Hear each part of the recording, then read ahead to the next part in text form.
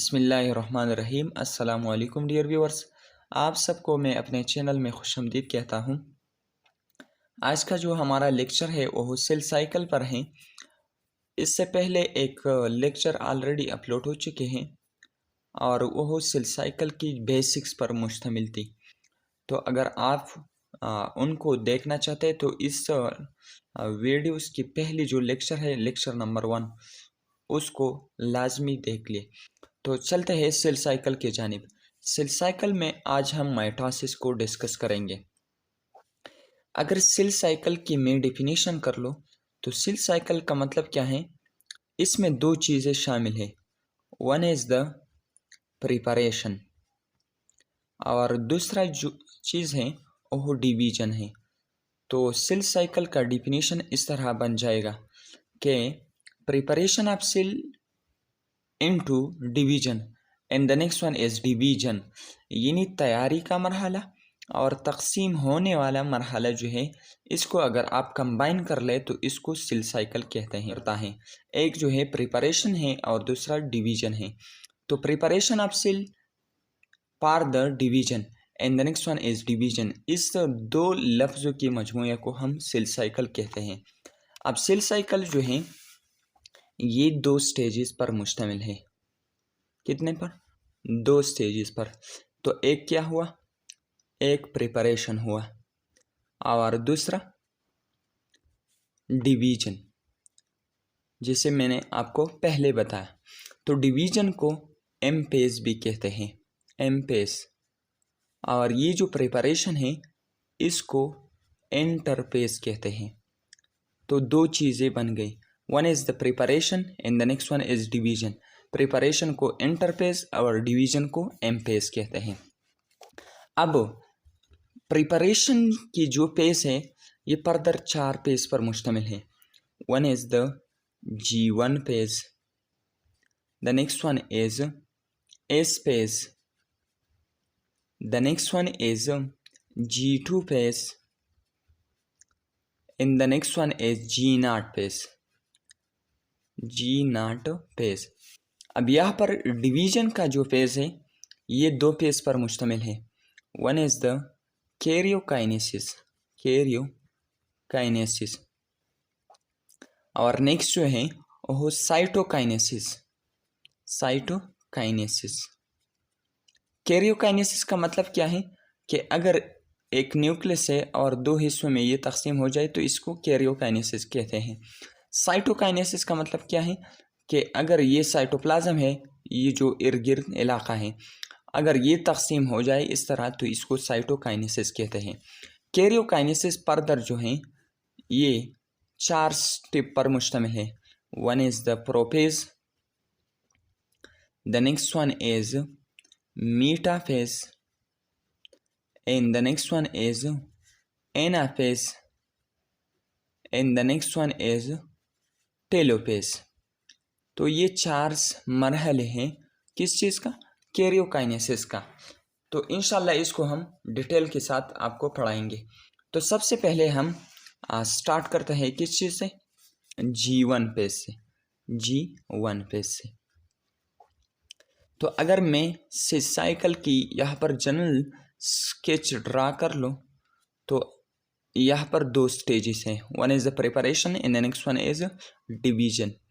तो यहाँ पर G1, फिर S, फिर G2 और फिर एम पेज, एम पेज। तो एम पेज में फिर 4, प्रोपेज, फिर मेटापेज, फिर एनापेज और फिर टेलोपेज। तो ये 4 स्टेजेस हैं। तो अगर मैं टाइम की बात कर लूँ तो 24 घंटे में एक सेल डिवाइड होता है 24 आवर में।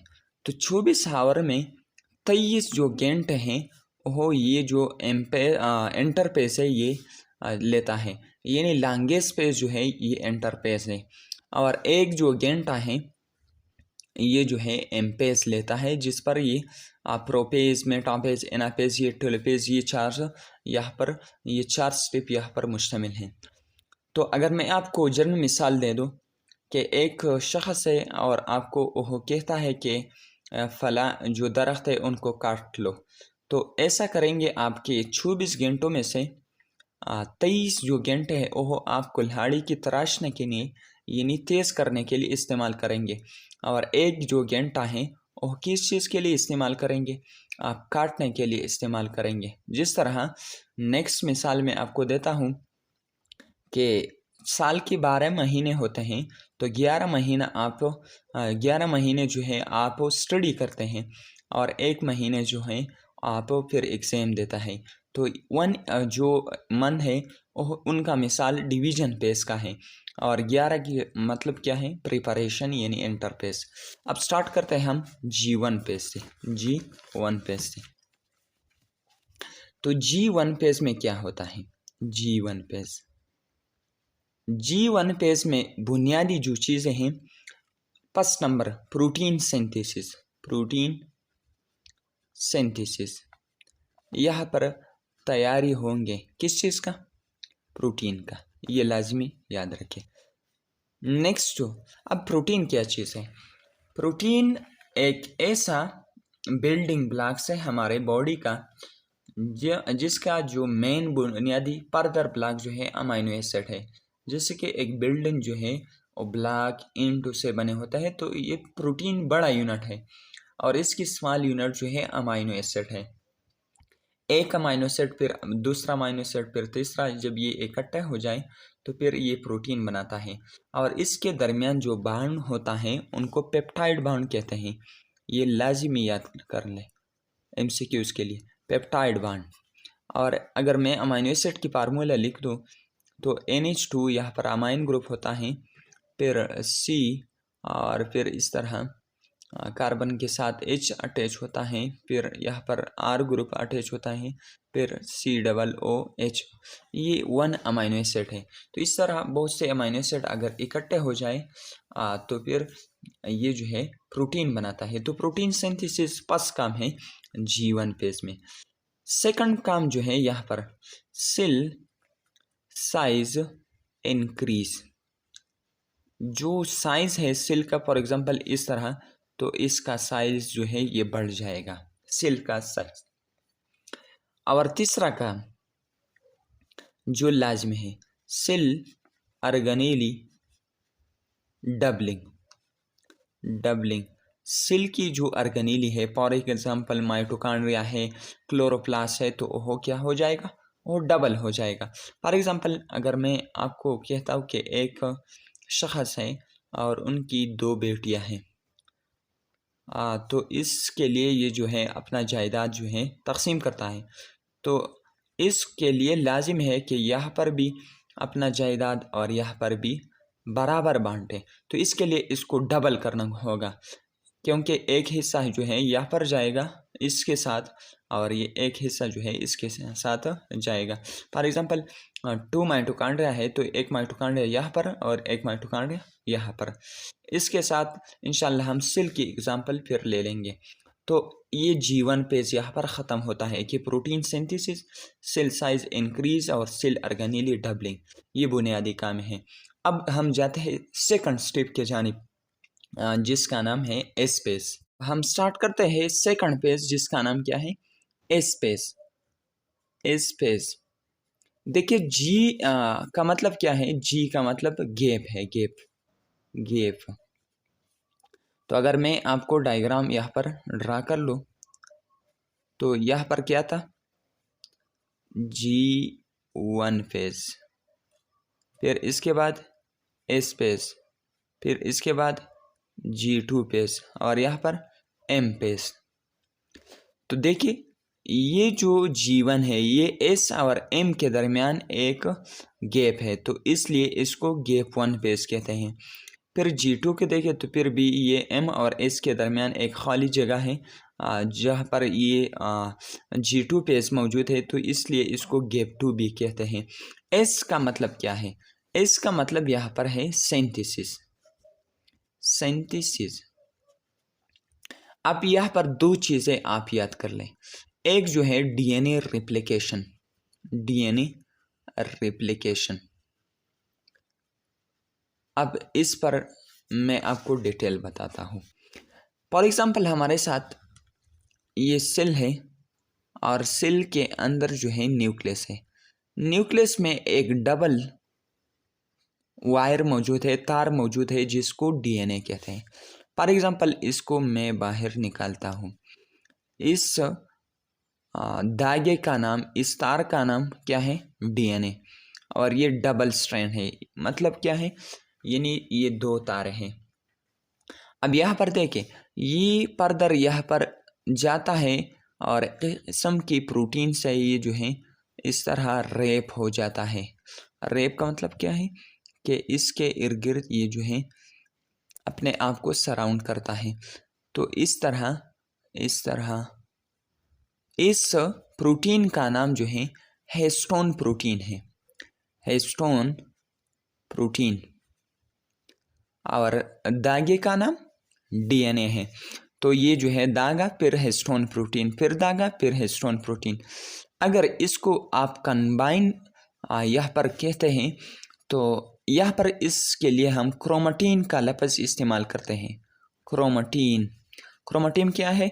ये डीएनए प्लस हिस्टोन प्रोटीन का कम्बिनेशन है, हिस्टोन प्रोटीन का कम्बिनेशन है। लेकिन इसके लिए लाजिमी है कि ये जो है सॉफ्ट फॉर्म में मौजूद होंगे। सॉफ्ट फॉर्म में यह पर मतलब ये है कि ये नरम होंगे।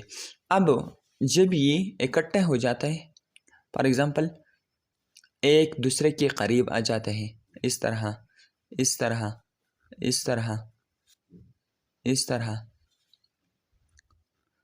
तो ये इसको कम्पैक्ट फॉर्म भी कहते हैं, कम्पैक्ट। और उनको सॉफ्ट फॉर्म, कम्पैक्ट फॉर्म। इसके इर्द गिर्द एक प्रोटीन कवर जो है सराउंड हो जाता है इस डीएनए और हिस्टोन प्रोटीन के इर्द गिर्द। अब इसका नाम चेंज हुआ क्योंकि इसके इर्द जो है एक कोट जो है सराउंड हो जाता है और उनको नॉन हिस्टोन प्रोटीन कहते हैं। नॉन हिस्टोन प्रोटीन, ये जो कवर जिस प्रोटीन से बन गया तो उनको नॉन हिस्टोन प्रोटीन कहते हैं। अब इस स्ट्रक्चर को जिसमें ये जो डीएनए है, हिस्टोन प्रोटीन है, ये कम्पैक्ट फॉर्म में मौजूद है, इसको कहते हैं क्या? इसको कहते हैं क्रोमोसोम।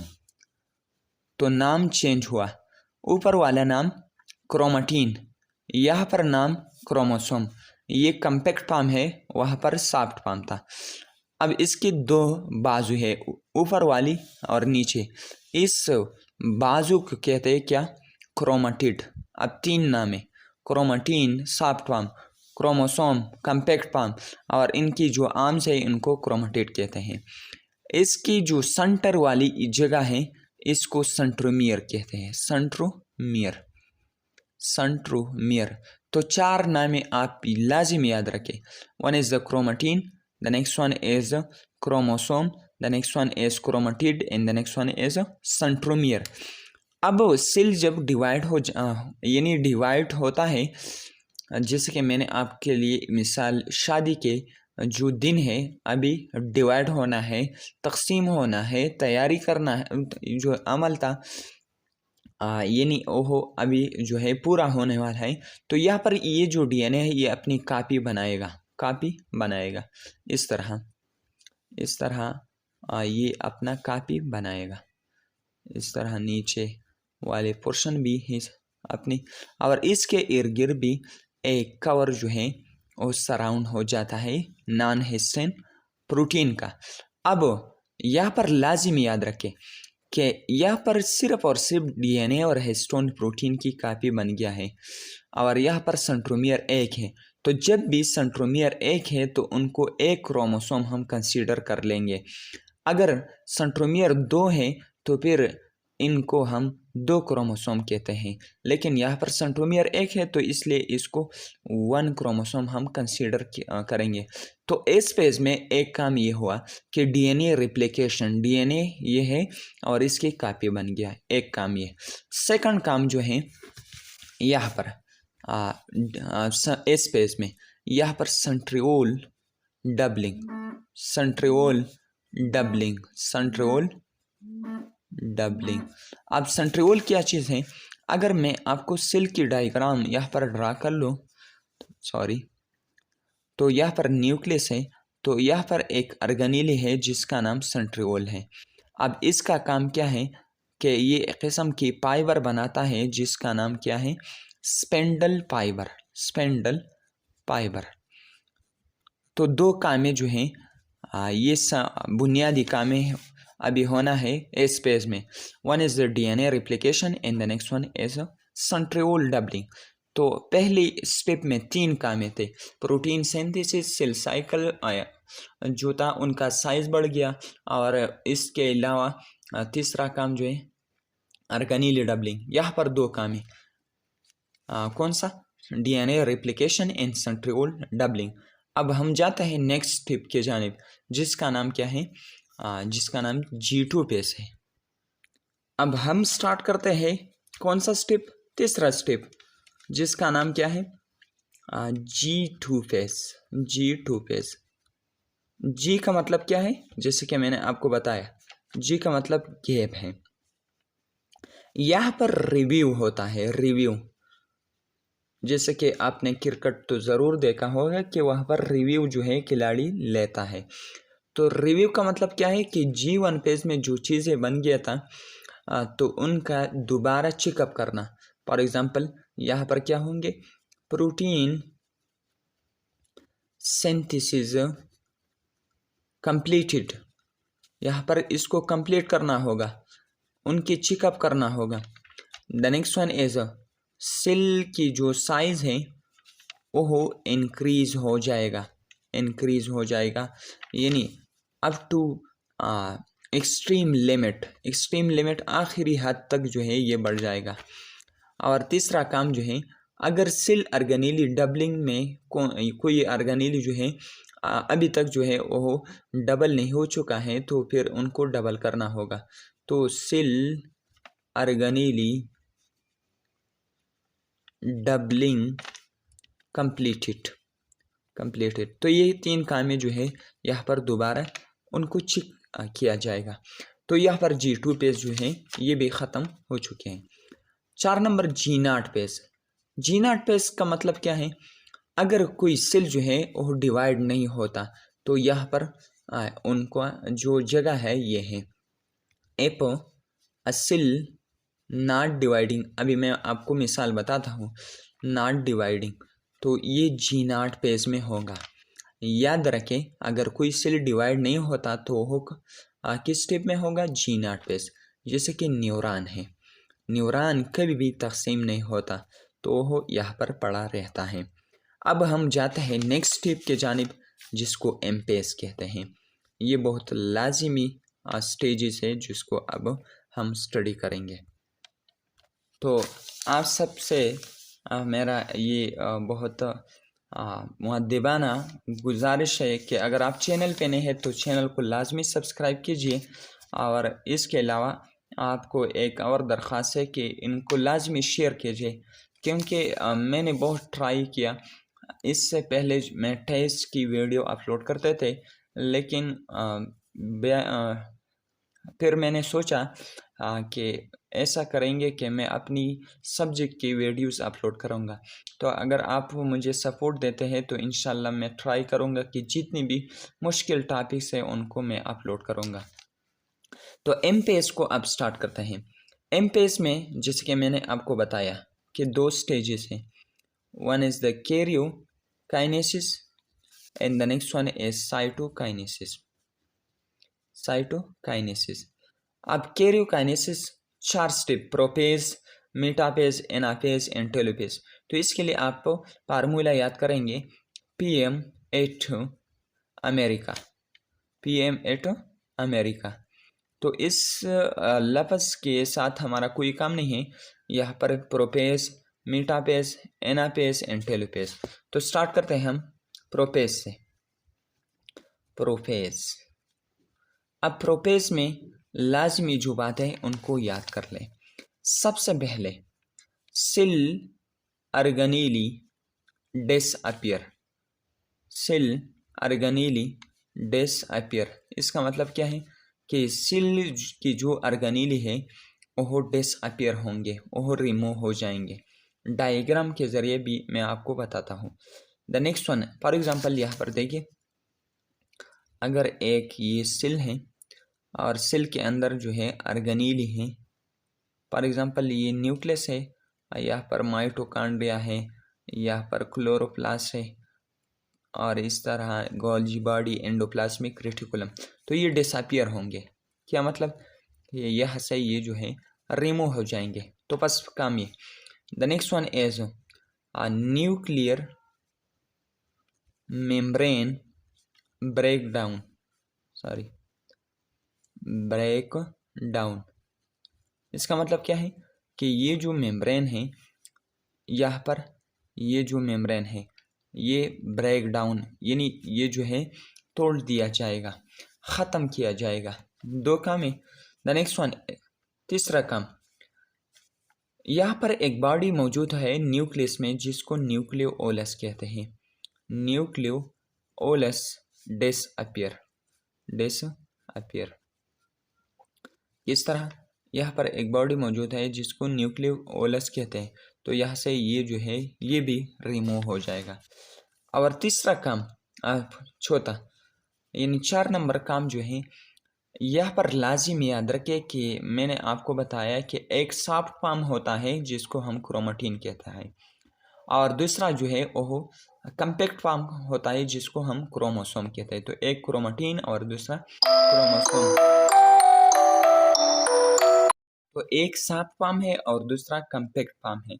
तो यहाँ पर अगर कोई क्रोमोसोम की पार्ट जो है वो अभी तक सॉफ्ट फॉर्म में है तो उनको कम्पैक्ट करना होगा। तो इस अमल को हम कंडेंसेशन कहते हैं। तो यहाँ पर मैं लिखता हूँ कि chromosome become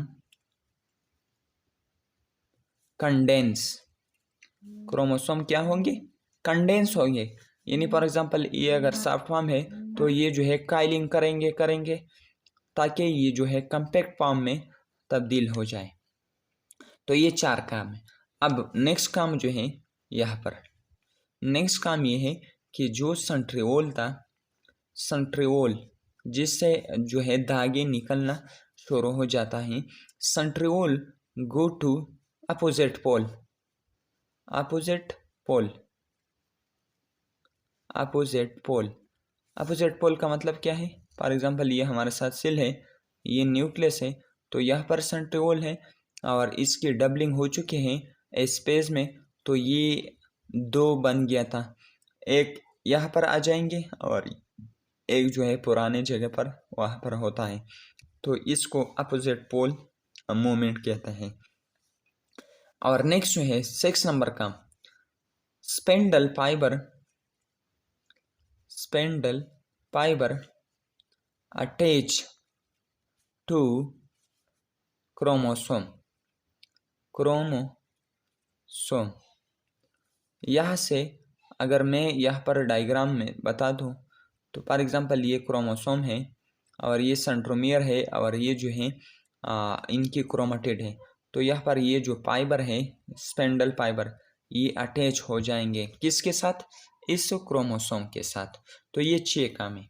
cell organelle disappear, nuclear membrane जो है break down, nucleolus disappear, chromosome become condense, centriole go to opposite pole, spindle fibre attach to chromosome. अब चलते हैं नेक्स्ट फेज के जानिब जिसको मेटाफेज कहते हैं।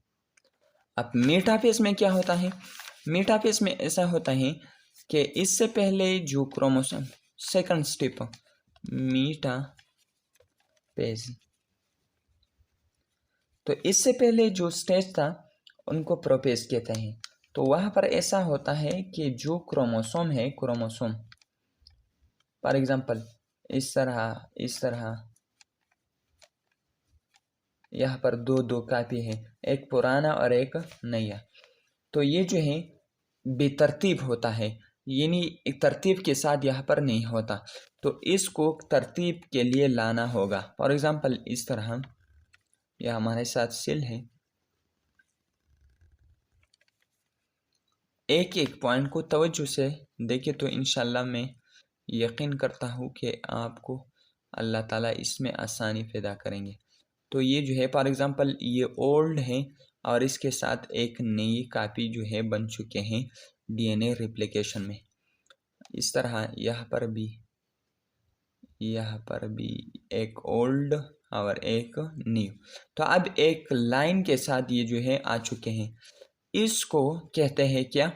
इसको कहते हैं इक्वेटोरियल प्लेट। Equatorial plate. तो इससे पहले भी तरतीब है, अब यहाँ पर तरतीब आ चुके हैं।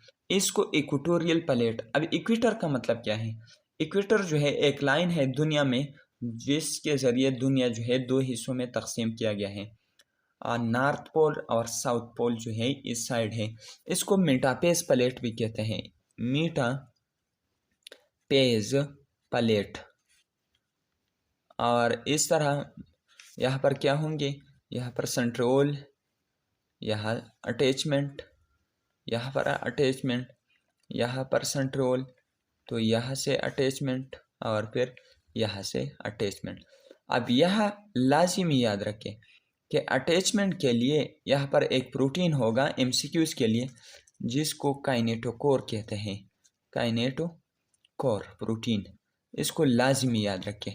तो मेटापेज में क्या होता है कि जो क्रोमोसोम है वो तरतीब पर आ जाता है, यानी ये अटैच हो जाता है किस जगह पर? इक्वेटोरियल प्लेट पर, मेटापेज प्लेट पर। इसके बाद नेक्स्ट स्टेप जो है तीसरा नंबर, उसको एनापेज कहते हैं। एनापेज। अब एनापेज में क्या होता है? एनापेज को लाजमी गौर से देखें। फॉर एग्जांपल ये हमारे साथ सेल है और सेल के दरमियान में क्रोमोसोम है।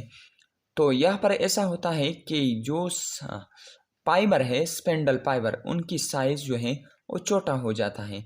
जब इसकी साइज छोटा हो जाता है तो यहाँ पर जो क्रोमोसोम है उनकी जो आर्म्स है, बाजू है, तो वो तोड़ दिया जाता है। तो एक आर्म जो है ऊपर और एक जो है नीचे जाता है। तो ये ऊपर वाला, ये नीचे वाला, ये ऊपर वाला और इस तरह ये नीचे वाला, क्योंकि साइज जो है वो छोटा हो जाता है। तो इस तरह यहाँ पर जुदाई हो जाता है किस चीज़ का? क्रोमाटिड का। अब यहाँ पर देखें, ऊपर वाले डायग्राम में देखें, यहाँ पर दोनों जुते कंबाइन थे, यहाँ पर जो है अभी जुदाई आ चुके हैं। तो इस तरह ये एक दूसरे से जुदा हो जाएंगे। तो अगर मैं आपको बताऊंगा कि इंसान में कितने क्रोमोसोम है पर सेल, तो 46 है। यहाँ पर 46 के बजाय डबलिंग हो चुके हैं। तो इस स्टेज में यहाँ पर 52 क्रोमोसोम बन जाएंगे, 52। इसके बाद जो नेक्स्ट स्टेप है वहाँ पर फिर जो है ये डिवाइड होंगे तो 46 बन जाएंगे। तो एनापेज में क्रोमोसोम नंबर 52 हो जाएंगे और जो क्रोमाटिड है वो एक दूसरे से सेपरेट हो जाएंगे और ये अपोजिट पोल की तरफ जाएंगे। तो ये एनापेज है। अब इसके बाद तो नेक्स्ट जो है फोर्थ नंबर पर टेलोपेज है। टेलोपेज। तो टेलोपेज उलट है, अपोजिट है किस चीज़ का? प्रोपेज का। प्रोपेज में जो काम हो चुके हैं उनकी हम यहाँ पर अपोजिट लिखेंगे। वहाँ पर सेल ऑर्गेनेली डिसअपियर हो चुके थे, तो यहाँ पर सेल ऑर्गेनेली रीअपियर। ये दोबारा फॉर एग्जांपल माइटोकॉन्ड्रिया वहाँ पर गायब हो चुकी थी, तो यहाँ पर दोबारा ये जो है नमोदार हो चुकी। नेक्स्ट जो है न्यूक्लियोलस रीअपियर। तीसरा काम जो न्यूक्लियर मेम्ब्रेन है, न्यूक्लियर मेम्ब्रेन रीअपियर, ये भी यहाँ पर रीअपियर होंगे। 4 नंबर काम जो है, जो फाइबर है स्पेंडल फाइबर वो क्या होंगे? डिटैच होंगे। इस तरह 5 नंबर काम जो है वहाँ पर कम्पैक्ट पाम था, यानी क्रोमोसोम था। अब ये वापस क्रोमाटीन में कन्वर्ट हो जाएंगे। क्रोमाटीन पाम आकर